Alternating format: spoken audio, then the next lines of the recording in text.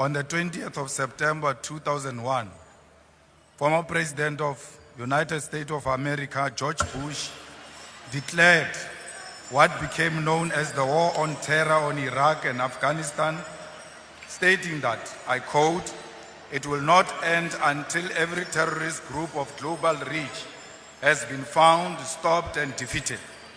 What followed was a massive disinformation campaign to justify the 2003 invasion of Iraq and Afghanistan under the pretext of locating and destroying weapons of mass destruction. Decades later, no such weapons were ever found. This invasion was about minerals and oil reserves, not weapons of mass destruction. Iraq and Afghanistan have never recovered. Cuba, Libya, Venezuela, and Chile are examples of nations that have suffered from US interventions because of their socialist policies, justified by false intelligence to advance imperialism. Cuba has endured decades of sanctions for nationalization of strategic sectors of the economy, supporting African liberation and socialism, while Libya was destroyed because Gaddafi rejected US dominance. We raise these historical facts because history must guide us in everything we do. When Donald Trump declares that, I open quote, "bad things are happening in South Africa," without evidence, we must not assume that the USA is misinformed. Instead, we must question the real intention behind such statement. After Trump's remarks, the US froze foreign aid globally under the pretext of assessing alignment with the policy outlook. For South Africa, this meant Pepa funding of HIV/AIDS response was under threat. On 26 February 2025, the freeze became permanent, terminating funding indefinitely. The US aggression towards South Africa is nothing more than Israel's revenge for our moral stance in support of Palestine. Meanwhile, some of us have been labeled international criminals, a designation used before the West assassinates those who opposed its agenda. Before invading the nations, the US always fabricates human rights violation to justify intervention. Today, same tactics are being used against South Africa.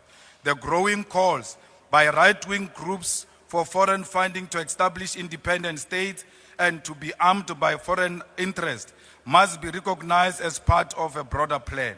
This is the early stage of economic isolation, leading ultimately to military intervention. Next, AGOA will be terminated, escalating tensions between USA and South Africa. Our government must dismiss opportunistic African and racist groups exploiting US imperialism to fund their racist fantasies of an independent state. That will never happen. We will expropriate land without compensation, whether they like it or not. If they object, they can seek refuge in America. I'm going to try my best to take you through this whole saga so that you understand it, because I need to share information with you. Honorable Deputy Speaker, to put this debate into perspective, it will be important to outline to this House the temporal sequence of events. As we all know, President Donald Trump resumed office on the 20th of January 2025 and immediately signed far-reaching executive orders to stop PEPFAR funding to the whole world. PEPFAR, or the President's Emergency Program for AIDS Relief, was initiated by President George Bush Jr. in 2003 and has enjoyed broad bipartisan support in the US.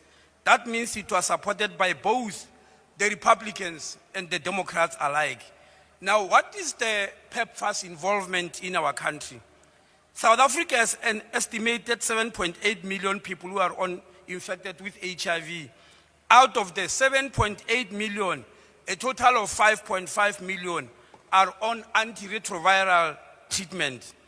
Out of the 52 districts in our country, PEPFAR selected 27 high-burden districts to operate there, and these districts are found in only 8 provinces. There is no high-burden district in the whole of Northern Cape Province. Of the 27 districts, 7 are in KZN, 5 in Eastern Cape, 4 in Gauteng, including all their 3 metros, 3 each in Northwest and Mpumalanga, 2 each in Limpopo and the Free State. and one in the Western Cape, which unfortunately is the metro itself that represents close to 60% of the population of Western Cape. These 27 districts have 271,606 staff working on HIV, AIDS, and TB and STIs. Please note that these diseases are still happening in all the 52 districts. Only that Pepa is not involved in 25 of our districts. Of the 271,606 staff members, 256,452 are paid for from our own fiscals. This leaves us with 15,154 people in those districts who are paid for by Pepa, and these are the persons of concern in this saga. Pepa funds these people through a myriad of NGOs and academics as well as health institutions. All in all, there are 150 NGOs who depend on Pepa.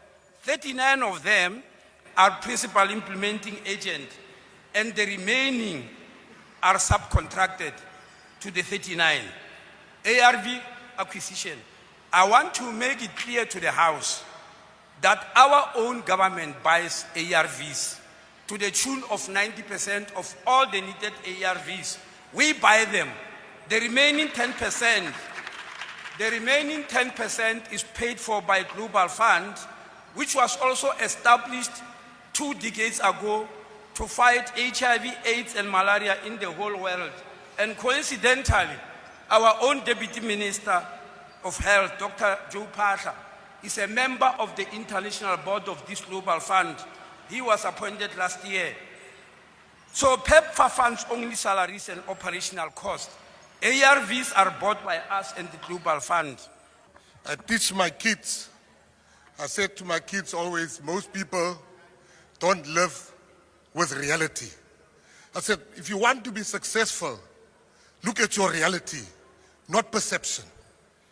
America needs South Africa.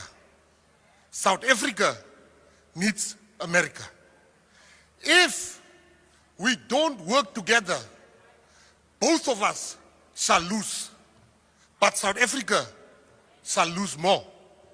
America does not have doctors currently that's out of a job. We have medical students that don't have a job.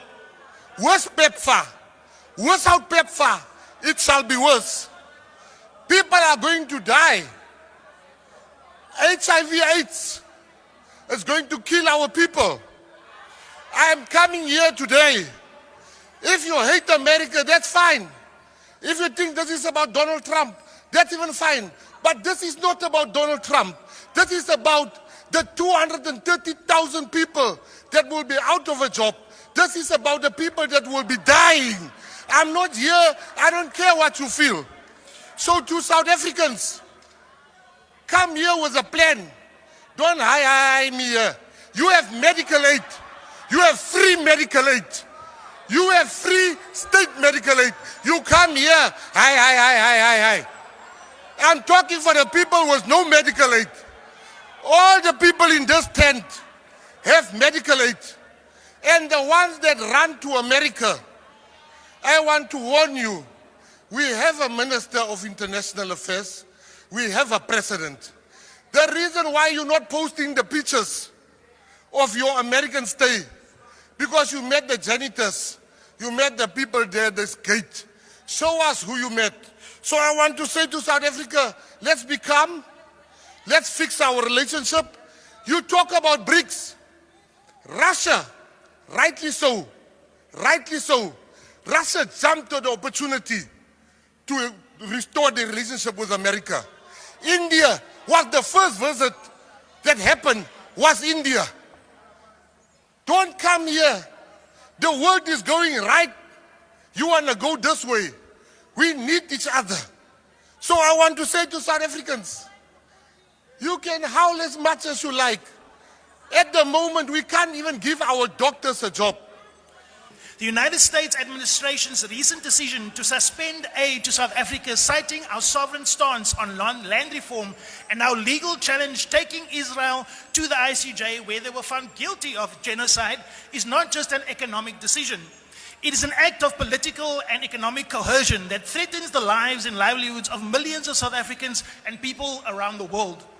Let us be clear, this is economic warfare and unethical medical blackmail, an attempt to strong-arm us into submission because we dare to stand for justice, for land reform, and for restoring the dignity of the oppressed. This is not about aid, it is about power, control by a minority of racist landowners and beneficiaries of colonialism and apartheid over our land and resources, and whether South Africa has the right to determine its own future without external influence. Yet, despite this provocation, let me make one thing abundantly clear. South Africa and the Umkhonto we Sizwe party and our party president, Jacob Zuma, are not America's enemy. Under President Zuma's presidency, America and South Africa enjoyed good, stable trade and diplomatic relations. We seek trade, partnership, and mutual prosperity. We are not anti-West, we are not anti-white, nor do we have hostility towards Europe, China, Russia, the Middle East, or Latin America, because this country and MK is non-aligned. And we will stay non-aligned, and we will put the interests of South Africans first. We are a nation of Ubuntu, a people who believe in peace, in unity and justice. But our respect must be reciprocated. True partnership is built on equality, not threats.